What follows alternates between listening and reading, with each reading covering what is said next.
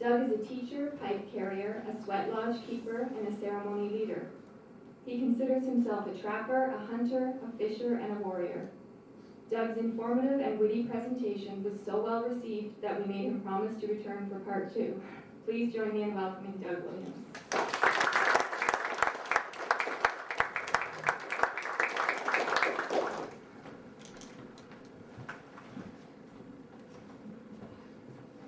Thank you. Dim the lights. Yeah, dim the lights, please. No. That's portable too. And then give me something in front of me so I can hide on you. For God's under the table. I tend to be kind of demonstrative and throw my hands around a little bit. I may wander from this. Hopefully, You can take it with you. Oh, take it with me. It's portable. Oh, it's portable. I may hit you with it. Anyway, thanks, Jeannie, for that. There's one word in there you notice, warrior. Right? Yeah, you heard that, didn't you? Just sort of scratch it off. We won't go there tonight. Okay. Let me start by saying Ani. Ichenena magi bishan sananogu. Ibematchoyan ma tebeona.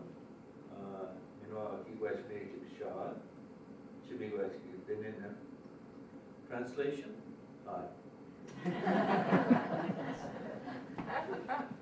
Anyway, I was really interested in what you have to say about the young men who fought behind the lines. It reminded me, and I'll tell you this story, and some of you know Amos Irons, right? You know Amos. He's quite well, kind of traveled around. He's one of the best ball players ever to be produced out of Curve Lake. He was a catcher for a guy named Stanley Taylor, and they played for years together, and they beat everybody that came to Curve Lake and tried to beat them. I'm sure maybe some of you were in on that, right? And I'm sure you never beat them, right? They were unbeatable. But Amos went to war, and he did fight behind the lines. And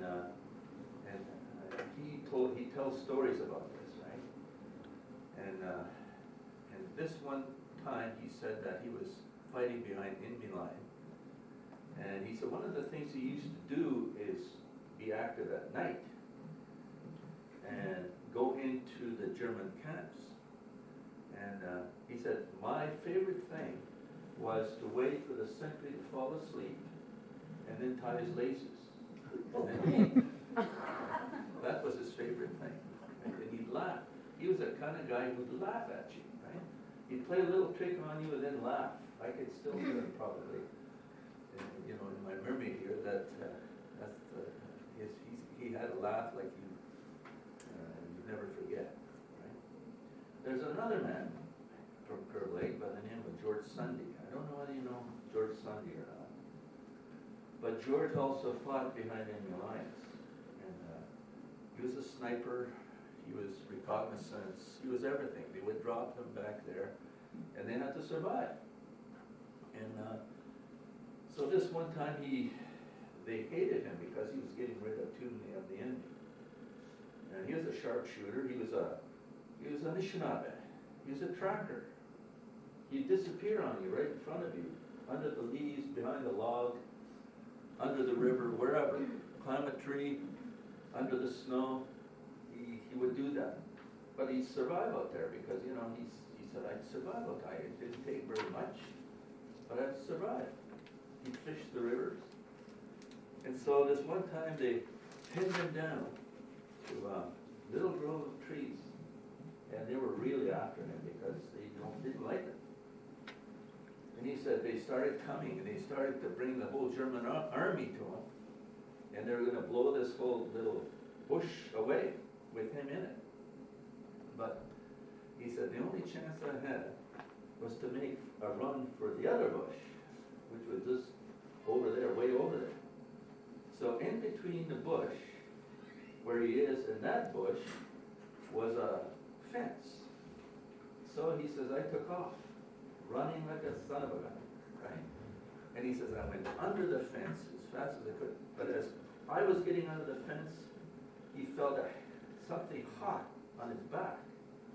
And then he got up again and ran to the other bush. Well, years later, when the Curb Lake School was being built in 1952, was one of the dates that the school was built in Curb Lake.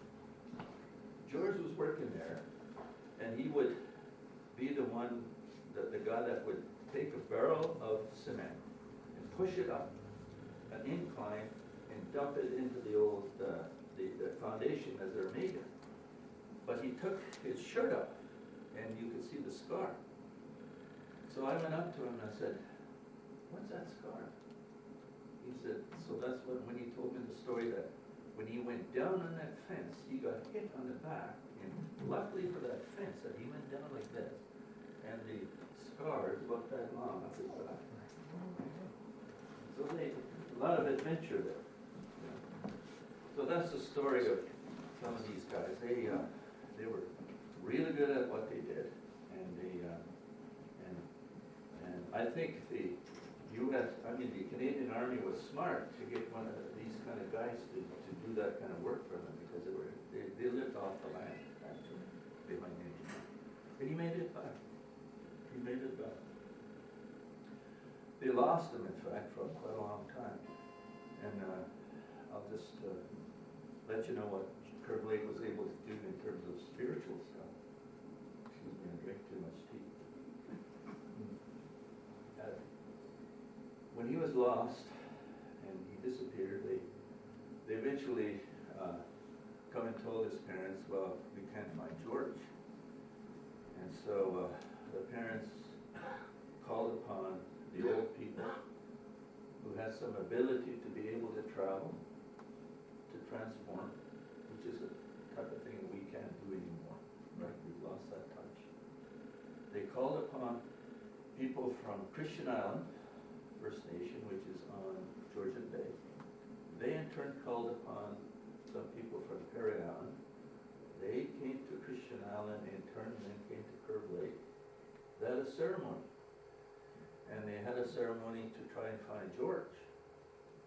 And so, out of that they built a little lodge, and they could hear them saying things, they could hear them singing, and chanting, and so on. And eventually they all come out, and they said, "George is okay. George will be home." So George come home. That's a kind of an interesting story for me, and that's a kind of thing I kind of believe in, that it's kind of unusual, but it's a story that I'll always remember, and that our people were actually capable of that. Okay. Another story of Amos. I might as well go on with this interesting stuff. Somebody reminded me that Amos had a fight with a bear. And Amos was a veteran. He fought behind enemy lines. He was really good at what he did. Well, one of the things that he did beyond his years in the war, and as he came back, was to go into the bush around here and pick ginseng root, right? That was a favorite thing that he did. And that's when you go around the bush, and there's this little root we get, and we sell it to the Chinese in Toronto, and they give us good money for it. And that's what he was doing. And he said, "Well, I was doing that by Hall's Glen at one point, in a bush over there." And he says, "And I could see a bear in the distance, and a little hump over there." He said, "We looked at each other." And that always happens. That happens with me too. We see bear in the bush. But so he says, I started looking around for this root, and next thing I know, the bear is right standing near him. Right? So he goes, "Well, that's, when you have that happen, then you know that this bear is kind of different. This is a rogue bear." So he says, "Oh," they kind of looked at each other, he said, and he says, you kind of back away, right? You kind of back away, but you can't let the bear know you're scared. And Amos doesn't scare, he just doesn't want to deal with this bear. So anyway, he says, soon as I walked away, the bear stood up. Right? And he said, well, that was strange. Then the bear went down. As the bear went down, he started to run towards Amos. Well, Amos, you can't run from the bear. So Amos turned to the bear, and the bear come up to him and tried to give him a bear hug. That's what they do, because when a bear fights you, remember this, when you're in the bush, a bear will grab you like this, and then bring the leg up to try and tear your genitals out, right? That's the way they fight. So Amos says, when he did that, he went like this to the bear to hit him. You know how you grab a human shirt, not like this, but of course a bear doesn't have a shirt. But he went like this, and the bear bit him here, right here, right? Dr. Shannon will tell you about this, because he treated Amos. Right? But anyway, when the bear bit him, then Amos hit him right in the neck. And the bear did actually, just like a human, went, oh, and let go, and fell down, right? So Amos said, he got up again.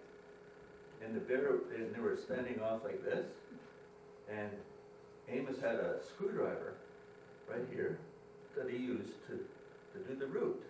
So the bear came at him again, and Amos drove the screwdriver into the bear's upper chest, right here. And he said, it didn't seem to slow him down. But he said, he's trying to grab me, and he says, then all of a sudden, he said, we got into this game of, I would back, sort of like I backed off, the bear would come, then I'd go like this, and the bear would back off. So they had this dance going. Amos is big. I don't know whether you remember Amos. Amos was that wide, and the neck this thick, and the head that kind of fitted. So he said, we got into this dance, and he said, pretty soon, the distance between them kind of grew, right? And it grew. And so Amos says, I took a run. He said, bad thing. The bear chased after him. So anyway, Amos says, I came upon a little balsam. He says, I went around that balsam as fast as I can, and the bear going around behind me. And he says, and I jumped up, and the bear kept on going. And then the bear realized what was happening, and the bear stopped and said, no, didn't say.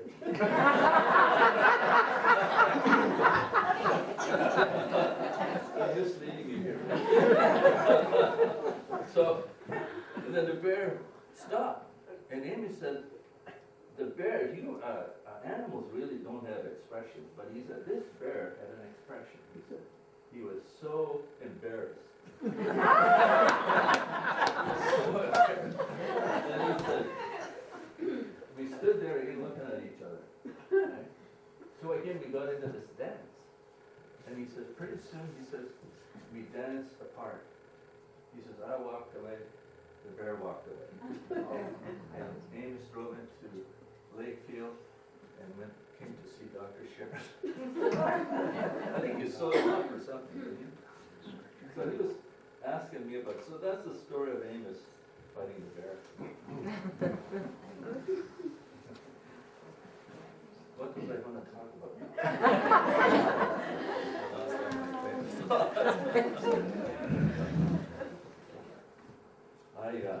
I've never fought a bear myself. I wish I could. My forte, you know what my forte was? Well, first of all, I'll tell you what happened when I was born, before I go into other things. I'll just let you know a little bit about me. I was born 70 years ago, and I went to school with John. Neil's a little older than me. He used to beat us up, didn't John? No. He still does. Yes, I do.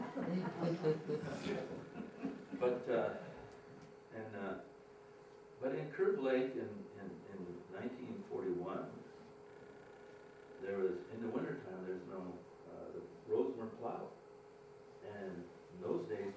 of snow. And I was born in February. And my mother needed help. My mother needed hospitalization. So, and I was born with the help of midwives. Maggie Pat Knott was the head midwife for life in those days. And my mother tells me she got all the women together when I was going to be born. And I was born in the house in Curve Lake. But my mother needed help, so they went over to old Russell Taylor, who had a team of horses, to take us across Chippewa Lake in February, frozen. So here we are, my mother and I, in old Russell, chugging across Chippewa Lake to go to Selwyn, to meet the stage. We called it the stage that used to run from Buckhorn to Peterborough. We caught the stage, got on there, and went to the Nichols Hospital in Peterborough. You know where the Nichols Hospital was? So that's the way I was born.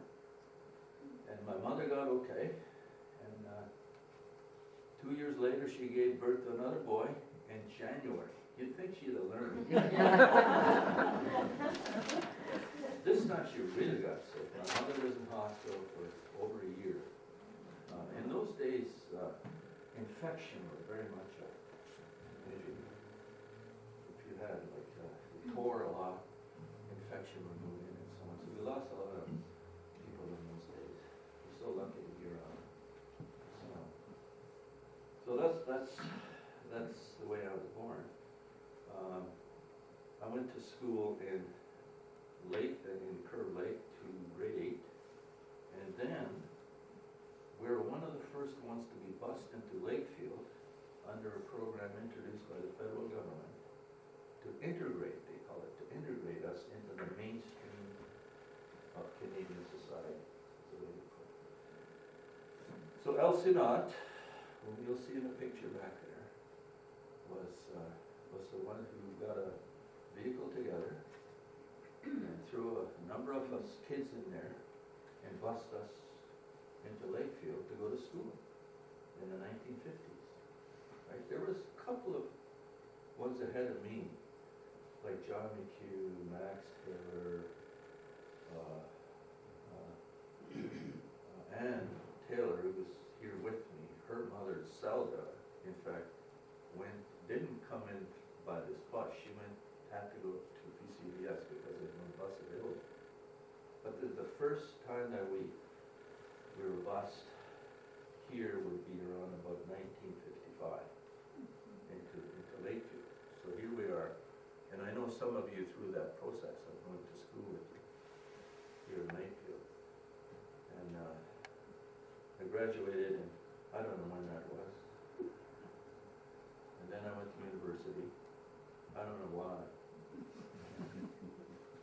Because, I think I was actually scared of physical labor. I was basically lazy. But I enjoyed my life. One of the things we did in Curve Lake was, and you probably know and heard about that we always were accused of poaching. And there's a history of that. I'm going to tell you a little bit about that. Right? And I'm one of the top ones. I'm one of the best. And played games with the game wardens, still do it. Because I believe in what I do. I believe in who I am. That's who I am. And I'll tell you a little story. You know Norman Knott? Norman Knott, an artist. He was amazing. Him and I talked about the old culture a lot and so on. And I knew more about the old culture than he did, but he pretended to everybody else that he knew more than I did.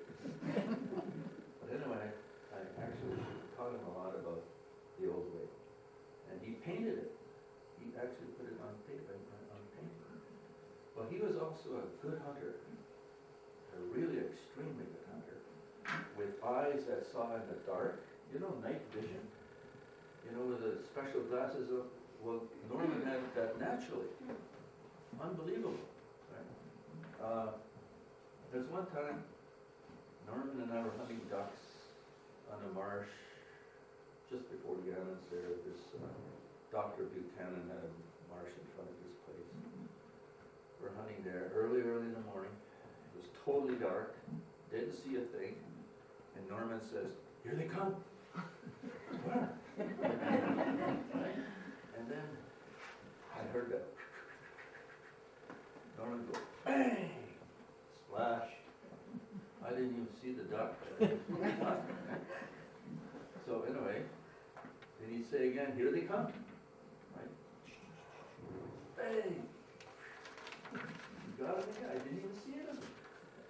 So that's the kind of ability he had. He could see those ducks. I couldn't see them. There's another time where spearing fish, I hate to admit this, the odd time is speared fish.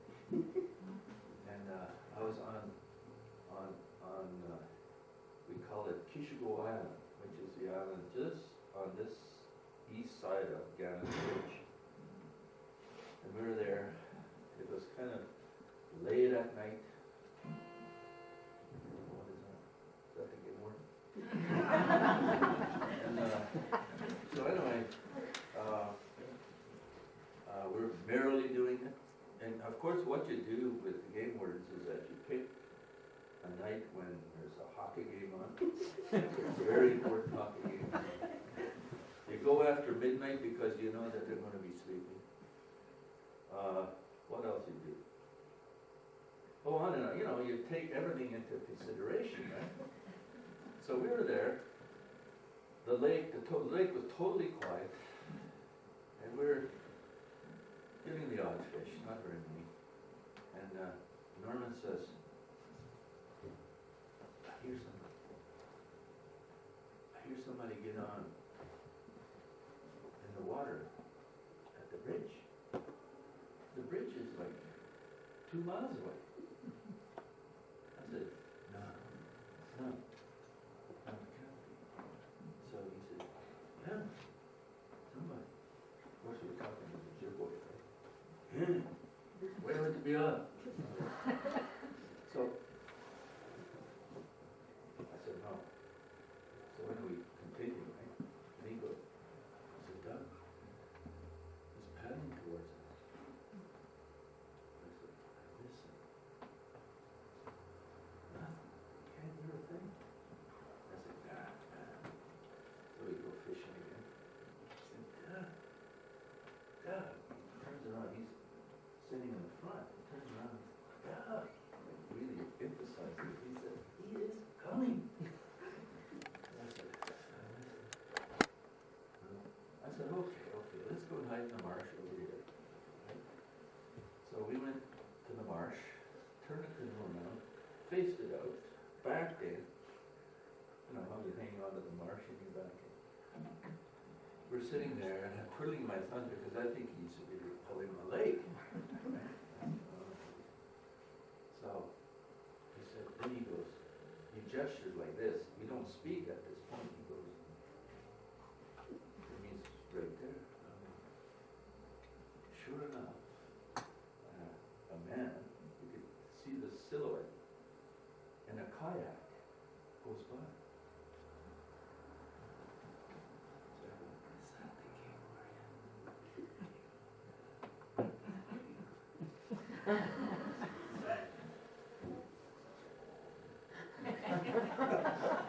better get out of here. So anyway, we kind of waited. We counted to 20. As you need. As soon as we thought he got us, we booted out of there. The 2 strong Ojibwe men in a canoe paddling. We knew that a kayak, one man in a kayak would catch him. But we learned later that this new game warden had come into town. And we knew that he came out when the hockey game was on.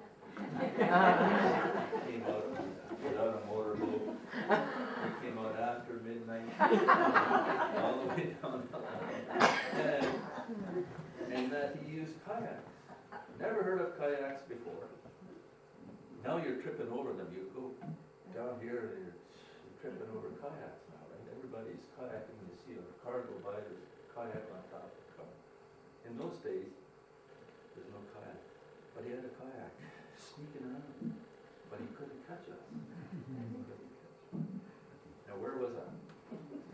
Well, I could tell you stories like this all night. We want to go historical, right? Oh, the Bullfrogs. Oh boy. I always say Curve Lake has one right, in terms of native rights, and that's the right to hunt bullfrogs out of season, all because of me. What happened in 1971 was I was bullfrogging with another guy, his name is Wayne Bear, on Crow Lake, and again, we didn't realize that there was a new law made that year. That year, the Ontario government put out a law under the Game and Fish Act that you cannot frog out of season, and it is season, in July 1st and September 1st, roughly. You could get frogs, so many frogs, you can get 6, I think, per day, per individual. We didn't know that, so we were just out there doing our thing on a nice, bright Saturday morning, and weren't looking up for anybody, and a boat come up beside us, and he's in uniform, and he said, "Good day." I said, "Good day." And he says, "You got bullfrogs?" "Yeah." He said, "You know there's a season?" "No." Well, there's no excuse, right? There's no so anyway, he says, "Well, it's out of season, we have to charge you." And I said, "Well, you have to charge us." So he said, "I'll keep 6 of the frogs." He counted all the frogs, we had 62 frogs. And he says, "I'm going to keep 6 for evidence, and I'm going to let the others go." So he counted 6, put them in a special crate, because they're alive. You can catch them alive. And then he let the others go. And there's all kinds of 50-some frogs swimming around as we're drifting away from shore. And I said to him, I said, can I not agree right now that you've got 6 frogs and you can let them go? Because I know what you're going to do. You're going to freeze them, right? You're going to kill them. And he said, "Well, you're going to kill them anyway." I said, "Yeah, but I eat them. You're not going to eat them. So let's agree." But no, he kept them. Kept them forever. Come to court. We got to court. And that's where I was actually a chief at the time. It's kind of embarrassing to be charged as a chief. Everybody started to watch this, including national TV, because they found it funny. Don Heron, who worked for CBC Ontario Morning Show, phoned me up, and as he got on the phone, he goes, "Ribbit, ribbit." So I go, "Ribbit, ribbit." Imagine what the morning listeners of the show were thinking. Ribbit, ribbit. So we talked a little bit about it, but it was fun. It was fun. But there's a serious side to it. We fought it under the grounds of native rights. And I can show you here in a little while about it. And we eventually won based on oral history, that we had kept some of those hunting and fishing rights based on oral story. And the court bought it. And this is one of the first cases in Canada where we were able to argue or include oral history as part of the argument in defense of this kind of thing. So we're in the law books, like me and my friend just recently got it. So that's really basically all about the bullfrog case. But we had fun with it. I didn't think I'd win. I just thought well, might as well go and have fun with this. And I received all kinds of support from friends and so on, and we even had a dinner to raise some money. Everybody seemed to be understanding of what we were trying to do. And I think out of that came a sort of an understanding of some of the difficulties that we were facing as a people. But we soon forget. The odd person reminds me of it the odd time. But what there subsequent to that, there are other things that have come into play now, and this is one of the reasons I came back, is to talk about the 1923 treaty.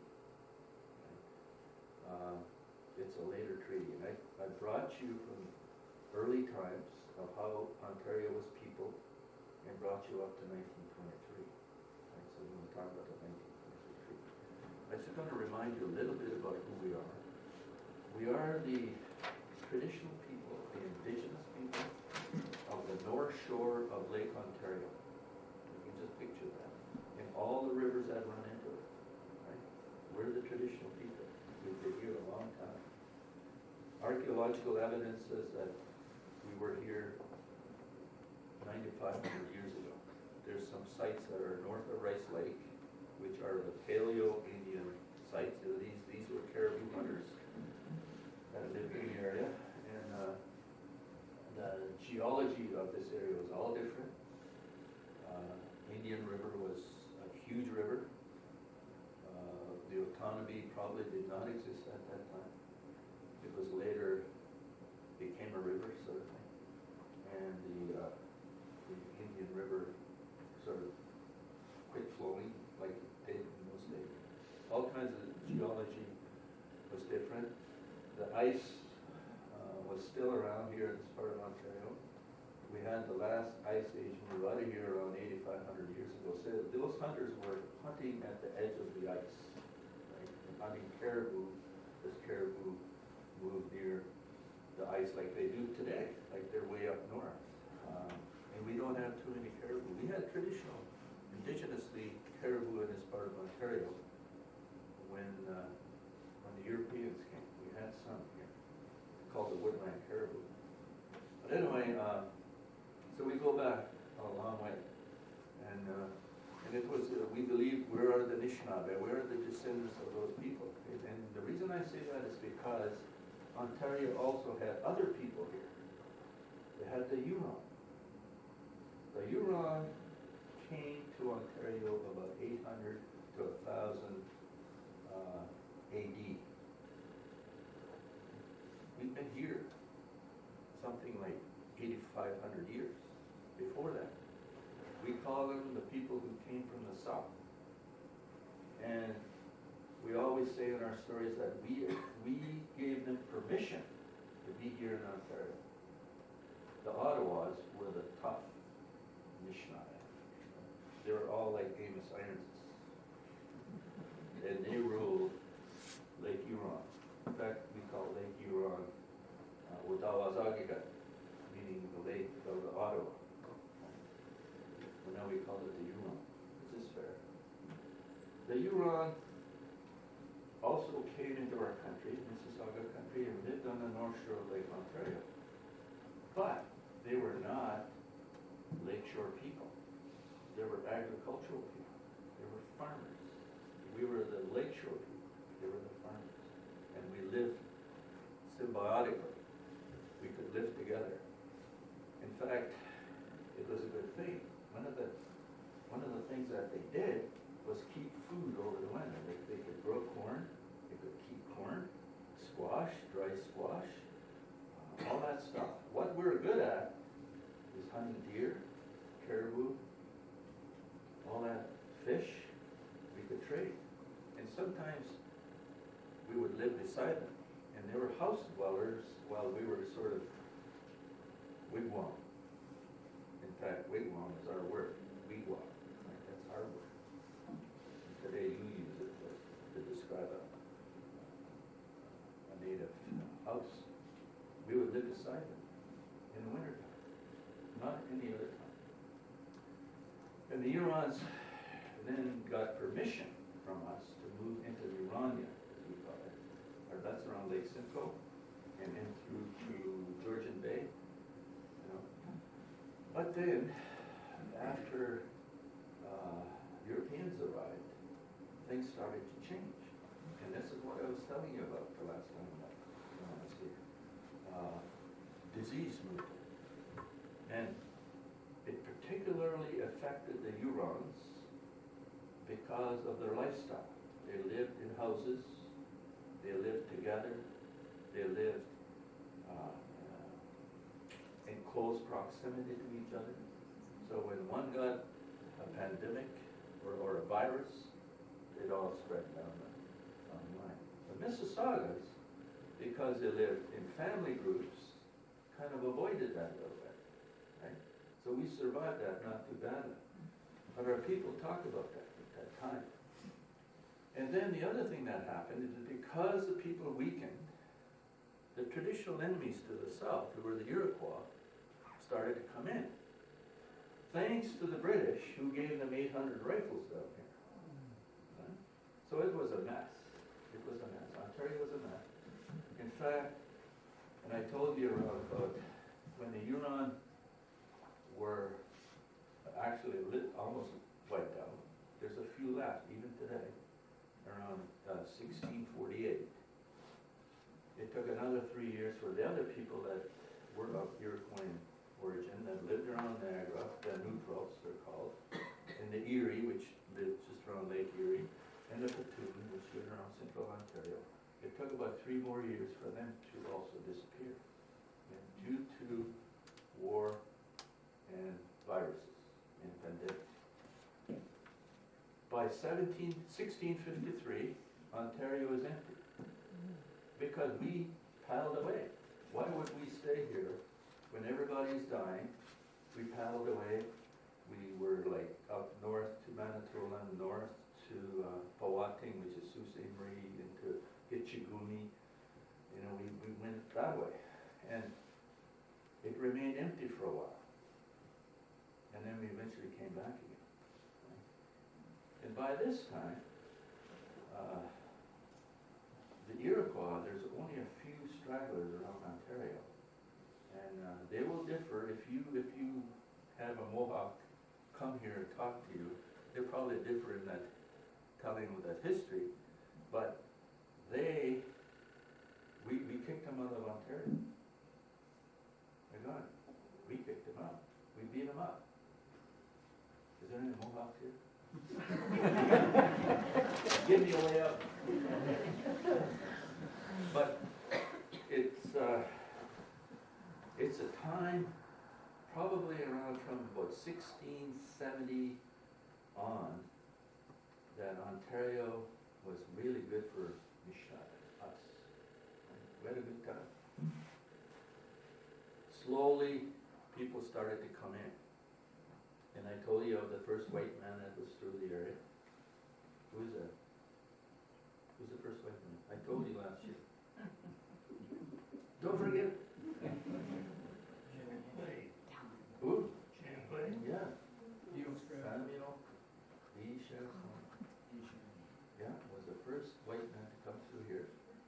And we think that he took the chemin portage. You know, that chemin portage that avoided all paddling up through Stony and through here. This was full of rapids. Really couldn't navigate that well. Missionaries, the Hurons were still around in 1615. They didn't disappear like I told you until 1648. They helped Champlain go through here. They guided him through here, along with some Mississauga, which we are. We were the Mississauga Missionaries. And if you look at Champlain's log, it'll tell you that it'll describe how they went through a lake which is all mud, which is Mud Lake as we called it. And there he saw some white birds that look like the cranes that are in France. And our people say that the whooping crane used to land on Chimon Lake when it was a mud flat. It was a huge mud flat, right? Just barely any water on it. And that's why, if you, our traditional name for Chimon is Washkamuk, Saagig, Saagig is lake. Washkamuk means earth, lake of earth. So when somebody said, what does Washkamuk mean? You know how we kind of just ruin beautiful Mishnah names. Somebody said, oh, that means mud lake. Mud lake. So they called it Mud Lake, Chimon Lake, for a long time. Why didn't they call it Washkamuk? So anyway, or Black Earth Lake would have been so much more beautiful than Mud Lake. But you know what eventually happened to Mud Lake? They got rid of it. You don't hear of Mud Lake anymore. Right? It just got called. They called it the Chimon Lake. And Chimon is a corruption of our traditional name for where we live today, which is Waushkigamung. Right? Waushkigamung. And somebody took that and sort of shortened it up a little bit to Chimon. Right? And we've had all kinds of interpretations since that was done. But actually what it means is that it's a bowl on the lake, or a curve on the lake. So when we're asked to translate it, somebody says, oh, that means curved lake. That's how curved lake came to be the name, right? Now, I wish that it would have been Chimon. And for a long time we were called Chimon Village. And you'll see some of when we see some of these pictures here, it's called Chimon Village. Well, we tried to change it to Chimon, but the post office wouldn't let it, believe it or not. I remember this as a little kid. I remember the old guys talking about it. We should really change Curved Lake. We don't want Curved Lake. We don't want Mud Lake. We want Chimon. And we wouldn't be let. So we're now today stuck with Curved Lake. Curved Lake. I'm so proud of Curved Lake. But don't tell Curved Lake people that I said that. They're facetiously. Have you got that map, Ann? I think what we're gonna need to do, Doug, is dim the lights Oh, so we can see. yeah. And I'm gonna apologize beforehand, I'm really not good on computers, and I just learned how to do this 10 minutes before I finished Can I work, pick this up a so. little bit? Or maybe you can hear me without, where can I stand? Maybe I can go over here. You can take the mic right out. Take the mic there. Oh.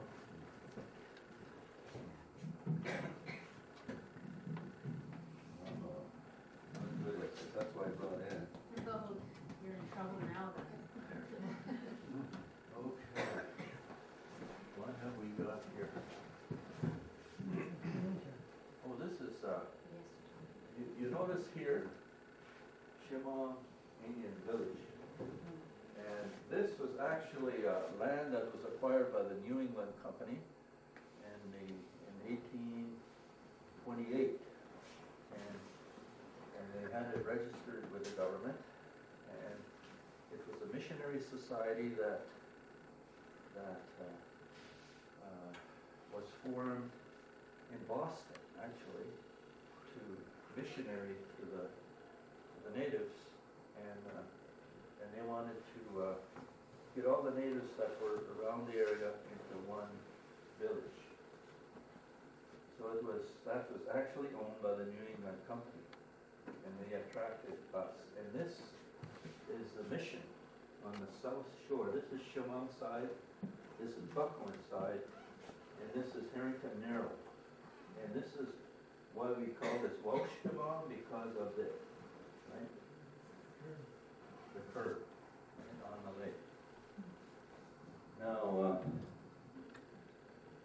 I don't know what else is significant about that map.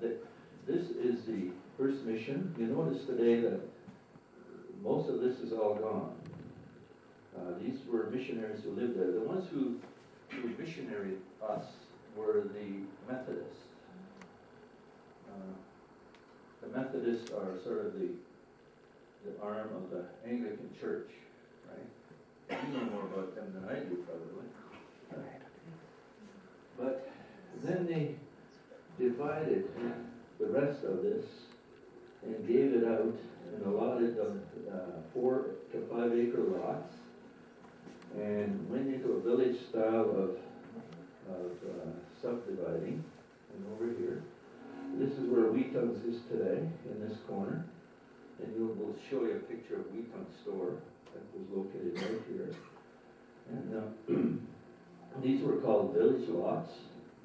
And back here, which is now tobacco country, there's about 4 or 5 tobacco shacks over here today, were farm lots, right?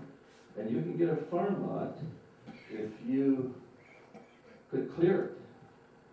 So the first one to clear land was the Wheatons over here. And they got a road built to it, and so on. So that's why you see, if you go to Curve Lake, you see Bosa Lake, was originally owned by Wheaton. That's this area in here.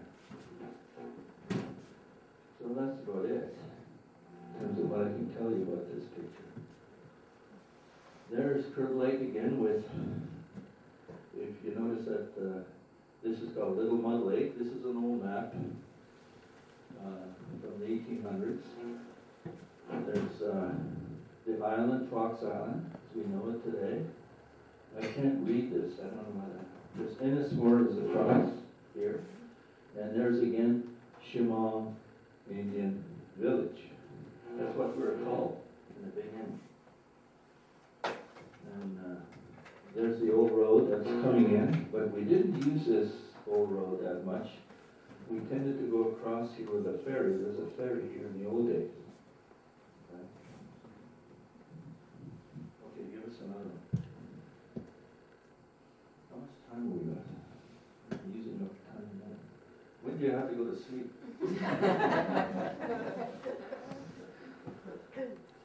Okay, now, this is kind of interesting because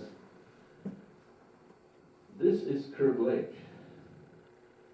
This is the Narrows, and it's an old map that's really dated quite early. And what is interesting about this is that this is Fox Island, which we did not own. We bought Fox Island in 1928 from Harvey. Nobody paid taxes on it, so we bought it. Can you imagine? They must be still going, what did we do? But this is an old map, and we're part of Smith Township. It's divided into these concessions, right? And it's even right in the community of these concessions, but we don't use them. But it's part of the survey.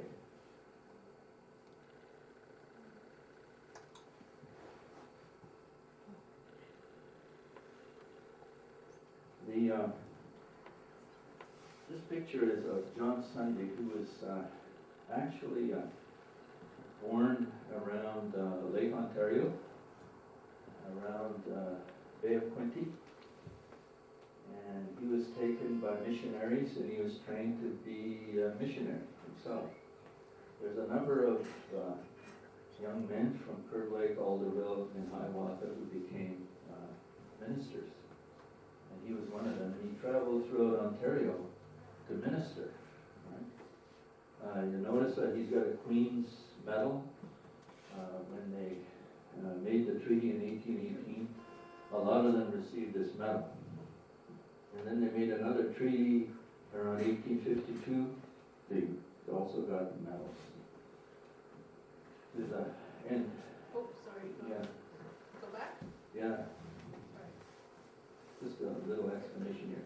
One of the things here is that, as much as he's dressed in European style, he wears a sash, right, a traditional sash. And they also carried eagle feathers in a bundle, and also carried pipes, sacred pipes, or peace pipes, as you know that. So they played a double role, but they would never let the missionaries know that. Okay.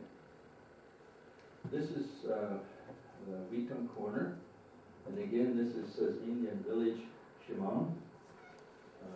This store still stands there. There's these Lombardy poplars that were planted. I don't know where that's from, but that's where the ball field is today. That's looking north-ish.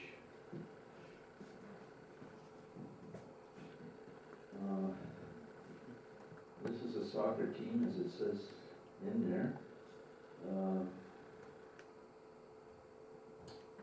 This is my great-grandfather. Now, in Curve Lake, around about 1850,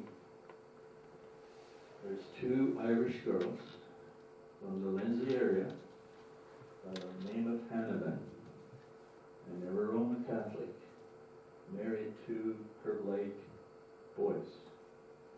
They were very young. I think one girl was like 14 and the other was 12. They married and they had a lot of children. Hence, most of Curve Lake today is full of tailors. Thanks to those two brothers and two sisters. So you see a lot of, there's some Irish blood running through here, as you can see, right?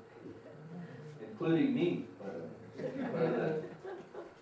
Part of that family line. So there's sort of the Curve Lake looks at itself as having two lines of tailors, but actually way back there was just one. So this picture, I would guess, was taken around the turn of the century, around about 1900, maybe earlier, around about that time. I recognize some of them. I recognize my great-grandfather. I recognize Curly Tom Taylor. I recognize him. I recognize the old Jim Taylor. Copway. This is a Copway look. I don't know his first name, but you can tell just by looking at him. We do have the names of all of those fellas, Doug, but I have yet to find anybody who can name them all, like put the names to the Yeah. Yeah. Am I blocking you there? I'm gonna walk the back, that's fine. I can see most of it, but I'm gonna walk. Now, you can see Curve Lake had a band called the Mississauga Band, and it was not a rock and roll band. It wasn't hip hop. These, I recognize some of them.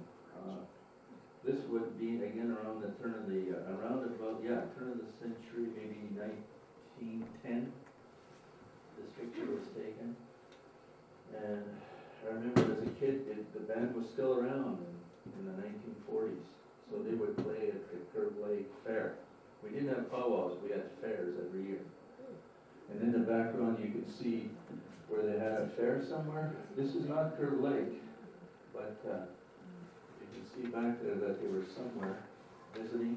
They were asked to go and travel around, and apparently they were really good, very musical. This is Chief Dan Weetum. He is the one that was a chief when the 1923 treaty was signed. And these are some of the families that are from Curve Lake. This is Dan Weetum here. This is Lizzie Taylor. This is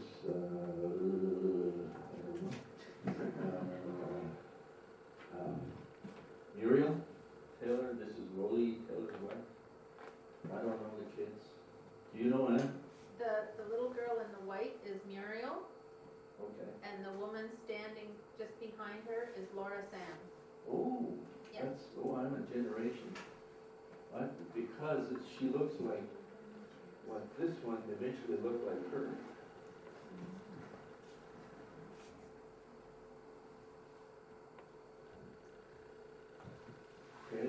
the fair. They would have a little parade down Main Street, Curve Lake. You can see the Lombardi poplar and the elm, the big poplars that used to grow in downtown Curve Lake. And they had horses, very much,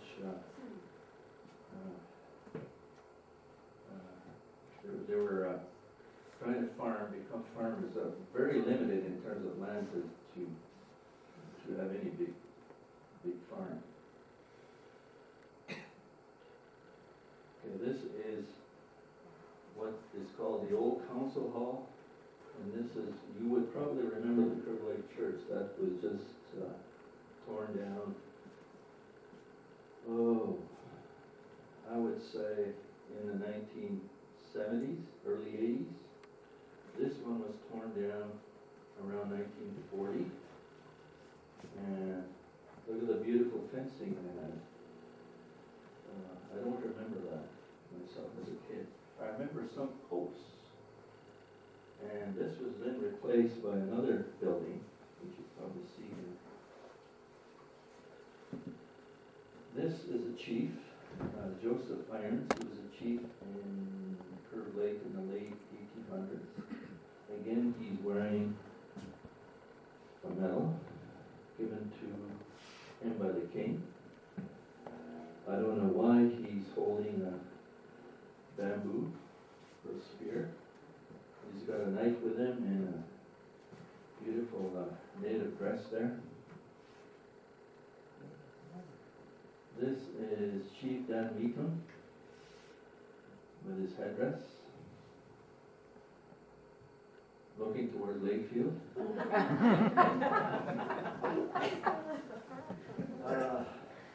This is in front of the hall. The old council hall was replaced by this hall. And this is, I think this is a grand council that was held in Curve Lake at around about the signing of the 1923 treaty. People from Central Ontario came and met there, so you have all these people from Central Ontario. And I don't recognize any of them. It was before my time. I know a few of them. Do you? The gentleman in the front with the white shirt, This one? yeah, that's, I'm showing this, that was Granny Liza's husband. Oh, Jim McHugh. And Yeah. the little boy with the hat, Yeah. that's Victor Johnson. Right here? And Who's the old man? that's Alf McHugh. Oh, yeah. And then beside Alf, the other little boy, that's Murray Weetown. Oh, he's gonna be 90, by the way, in a couple of days. So that's, And then, there are a lot at the back. My other granddad is there, Dow is there. He's the tall gentleman with the hat. He's also got a white shirt on. He's sort of mixed in the crowd. okay.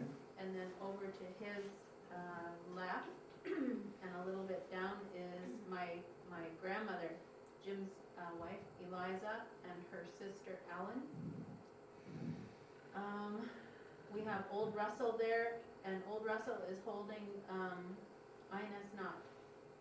Where's that? At the very back, over toward, that little girl, at the very top there. Oh, yeah. That's Oh, Ina. this one. That's Old Russell and Ina's and one of her sisters. Now, remember I was telling you about old Russell had the horses and took me across Chippewa Lake with me and my mom? That's old Russell. Dan McHugh is standing, or Dan Weetung is standing behind Alf McHugh. This one? And also, I can't pick him out here, but George Henry, I think George Henry is over to the very right-hand. We've finally done, I guess we've done a good enough job that the band council has decided that they're gonna keep us around instead of letting us fade away into nothing again.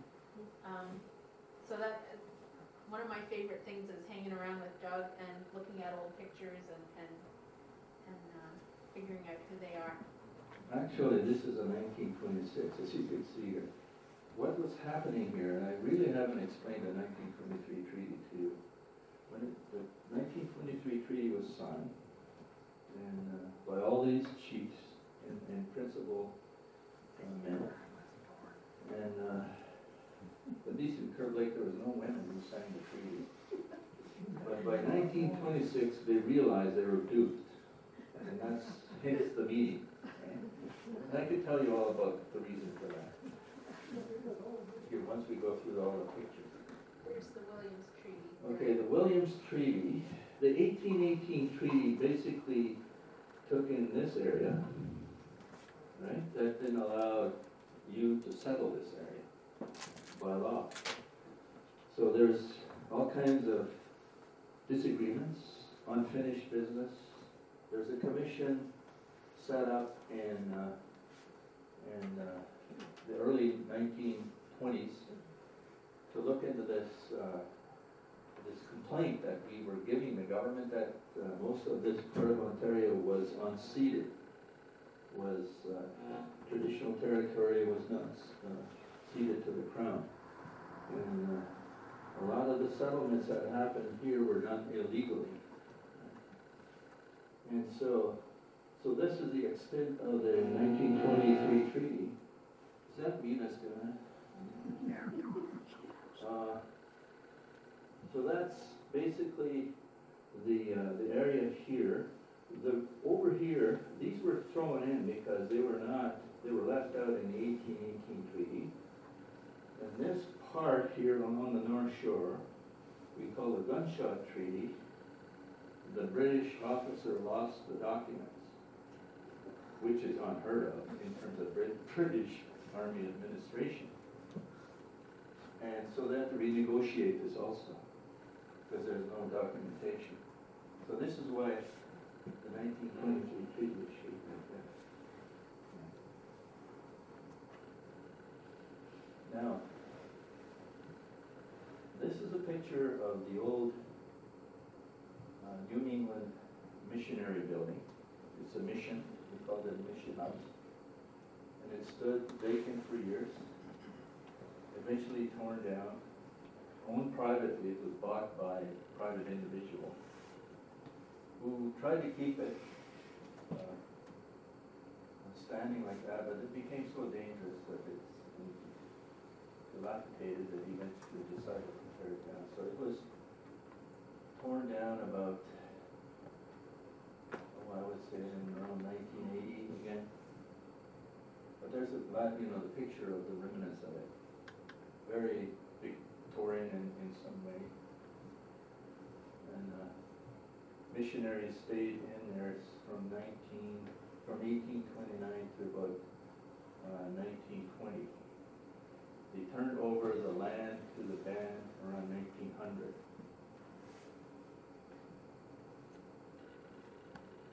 This is Tom Quinglish, and again, dressed in his traditional dress and riding a workhorse.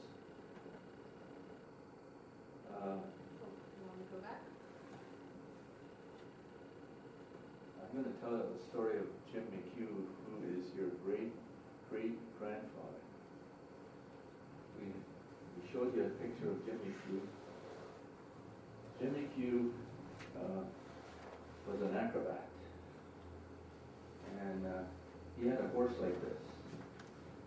And at every fair, he would ride it, and he's a type that could ride and stand on the back of the horse as it would gallop around in a circle. And one of the other things he would do is, of course, he'd go under, without a saddle, and come up under the belly of the horse and come up the other side. Right? That was Jim McHugh. He was quite the man. And one of the other things that they were doing in the old days is they would skate around on the lake when the ice was glare and so on, but they were using these old skates that you had to tie on the feet.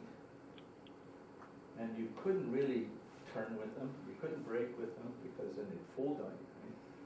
So there's a certain way of skating with them. You kind of you rocked, right, as you went across the lake. Well, everybody stood and watched Jim McHugh as he come across the lake because he was tricky. So he was so acrobatic that he could, when he went this way, he could touch his ear on this side of the His other ear on this side. And he'd go around the lake like this, and everybody would come to the lake and watch him make cute. Skating around on the ice. The first Nishnawbe Barbara Scott. But anyway, this is Tom Queenwish. Queenwish means blue jay. That name has disappeared from Curve Lake. We don't have that name anymore. Maybe I should change my name Williams to Queenwish.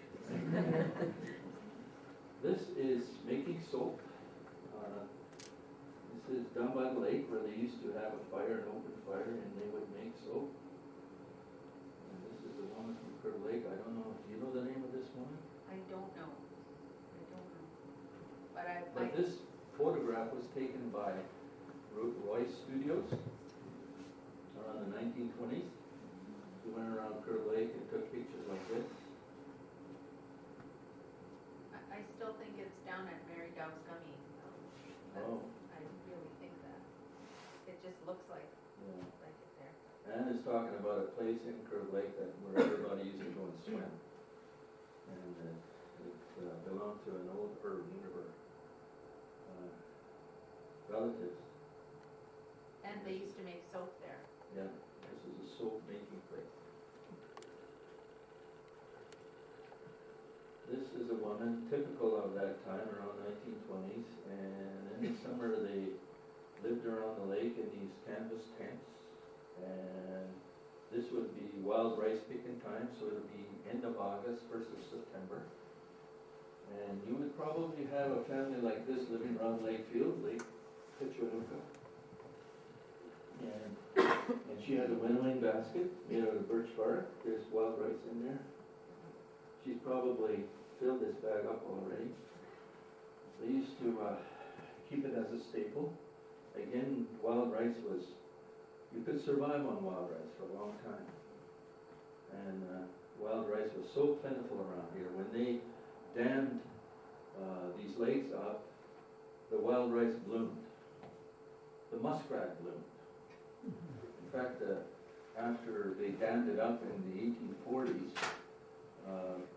the old people used to say that they could get muskrats like 2 feet long. And the fur buyers from Montreal would come to Curve Lake because it was their favorite place because the muskrats were so big.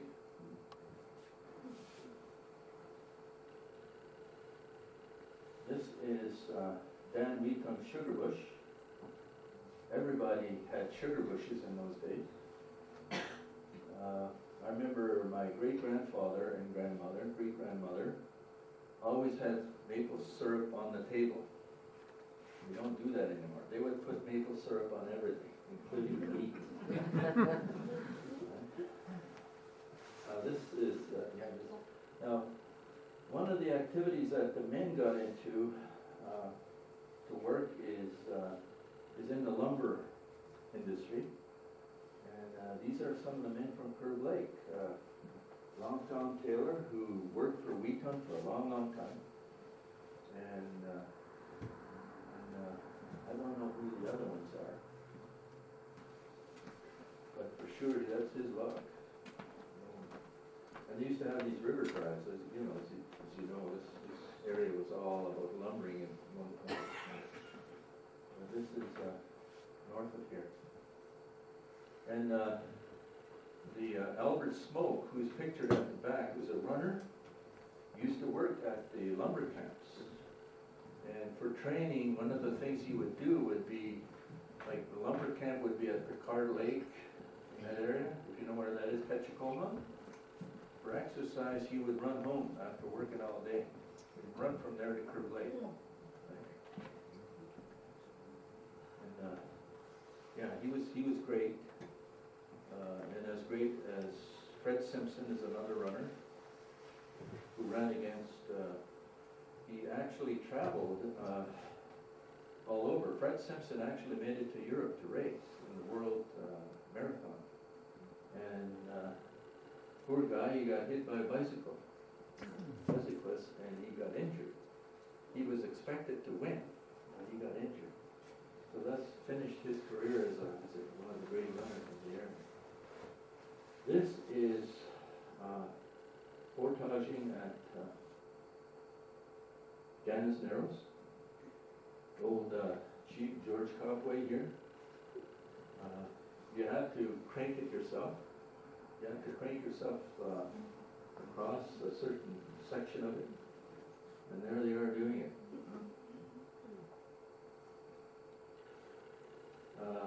One of the things they used to do is they used to work at Oak Orchard, which was a big resort at Gannon's Narrows, and they would take these canoes over from Curve Lake over to pick up the guests at Oak Orchard. This is Oak Orchard Dock, and they're arriving to come and pick up their guests and take them out on the lake. Didn't have motorboats in those days. This is the marina, Weetong Marina, that catered to the American fishermen, that was located by where the school, old school is nowadays. You know where the administration office is, just down the hill behind it? That was the old marina. This is Austin McHugh, who ran the marina for Weetong for a long time. The old typical Peterborough Lakefield type boats with a beautiful Elton motor. Some American tourist fishermen. This is the Curve Lake Church at a wedding. I thought it was a wedding done, but Oh, there it is, funeral service. Sorry. looking at that one Completely truck, opposite. it looks like an old hearse, so, yeah.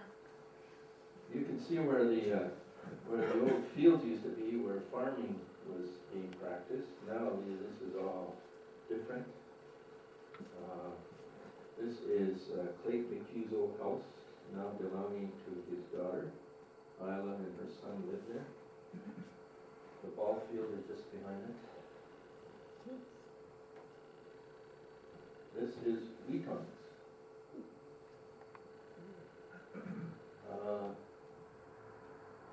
We didn't have very much money, as you can see. This is the guy who had money. Imagine what the houses look like for the people who did have money. Like we have pictures of that, by the way. We don't have it tonight, but someday when I come back, I'll show you that. I did put a few on here. Oh, did you? At the end, yeah. Okay, you'll see. This is Curve Lake Center.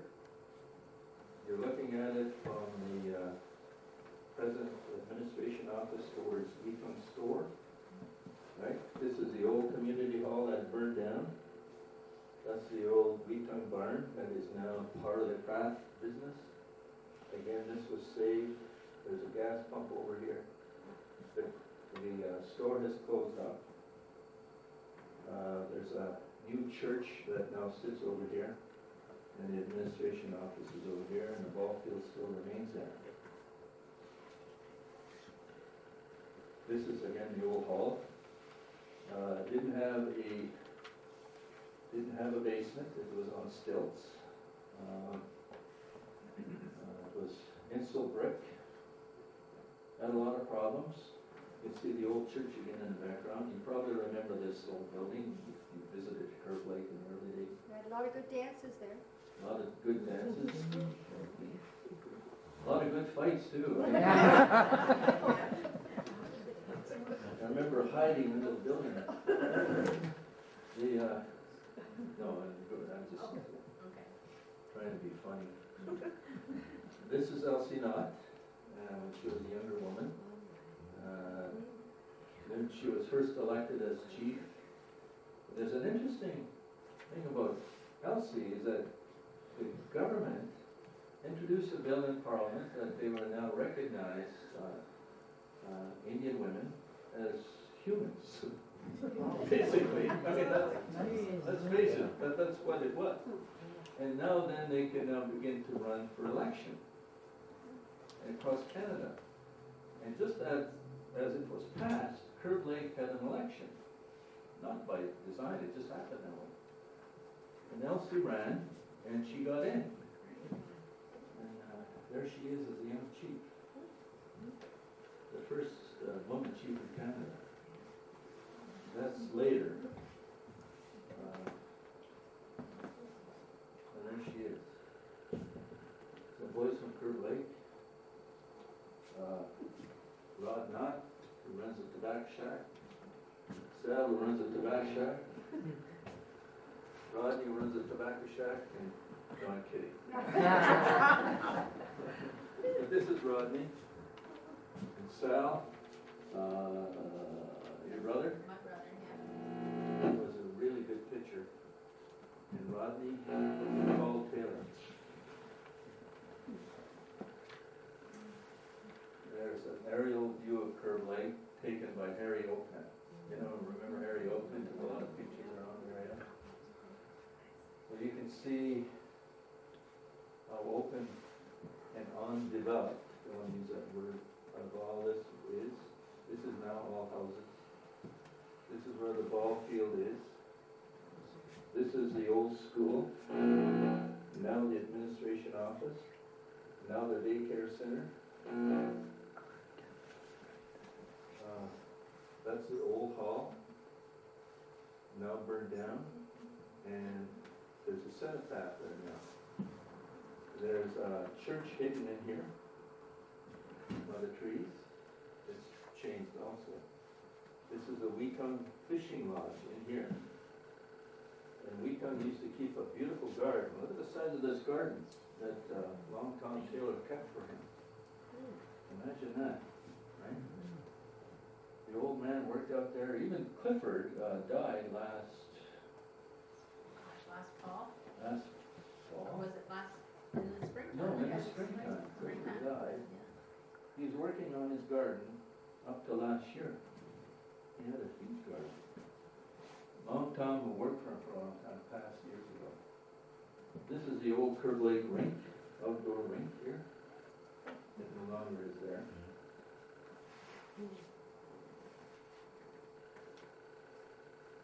This is Main Street, Curve Lake. This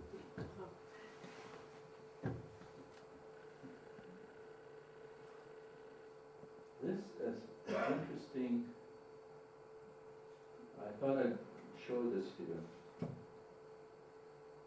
When this system of lakes was dammed up, 1845-ish was the first time that it was dammed. That part of the Buckhorn Lake and Chippewa Lake was dammed up by 3 feet.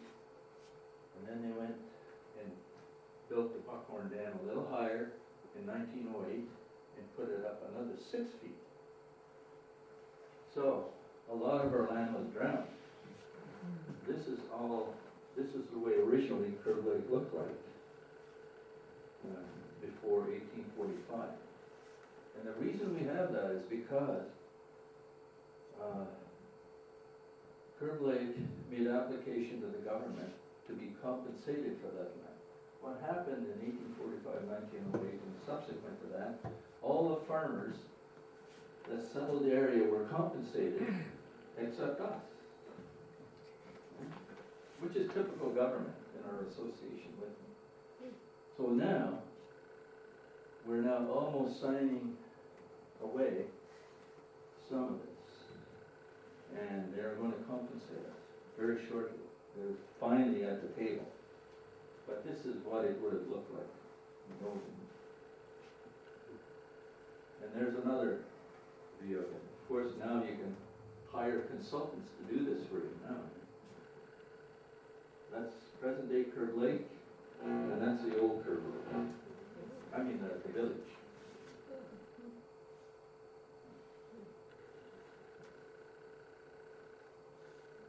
These are just some of the houses. When we went to the government in the 1970s and said, hey, I remember being part of this. I said, we said, you gotta do something about the housing. You remember the housing in Curve Lake, right? I'm being honest, it wasn't very good. We couldn't get mortgages, we couldn't get anything from the bank. We had to kind of do it on our own. And there's a reason for that, and again, that's probably because of the way our relationship with the government became. So out of that, anyway, was born what is called Section 70 of the National Housing Act. And John would probably be familiar with that. We're able to access some dollars through a process of making some arrangements with the government to make housing possible in reserves. But you can see before that, housing was really, really not in good shape.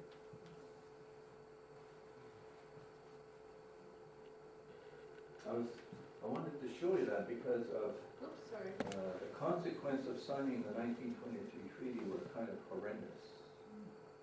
And I can't use any better word than that. When we signed the 1923 treaty, what suddenly happened was our people could not live off the land anymore.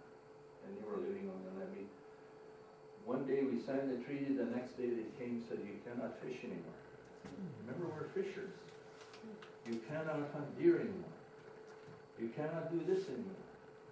So our people starved literally for about 50 years. They burned all the wood. If you go into Curve Lake and you see on either side of the road, it's nothing but scrub brush. Well, that's the result of that was people living on the land where they didn't have anything but scrub bush to burn and houses like this to live in. So it was really, really, really tough. So the housing was half finished, part finished, not enough money to finish it, you know, that kind of situation.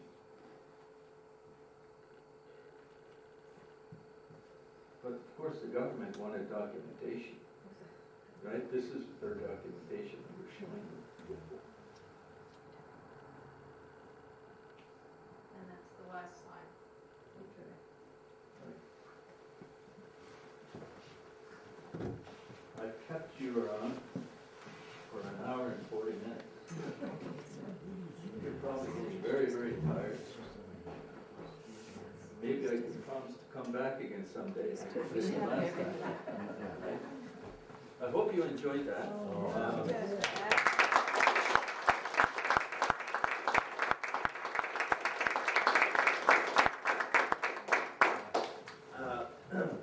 Doug, we knew when you came to speak with us that it would be very interesting. We remember the first time you were here, we had no idea it would be this interesting.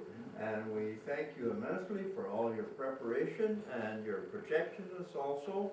Thank you very much. And it's just wonderful. And I'd like to present on behalf of our members this little token of appreciation to Doug for your effort. And we would love to have you come back.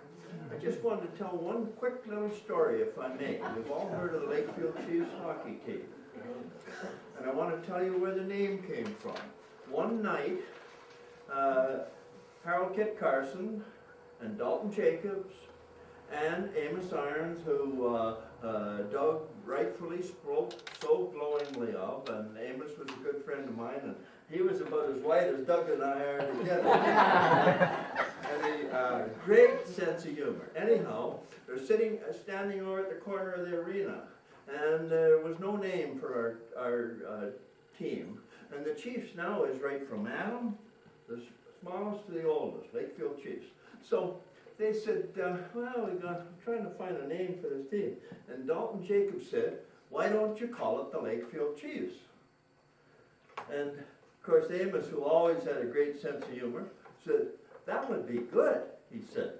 But we might have too many Chiefs, and not enough Indians. But anyhow, the name was adapted, and whenever you hear about our Lakefield Chiefs, you can thank our First Nations for assisting and helping and giving us the name. Also, I want to personally thank you, Doug, for your First Nations tolerance over the years of we white men.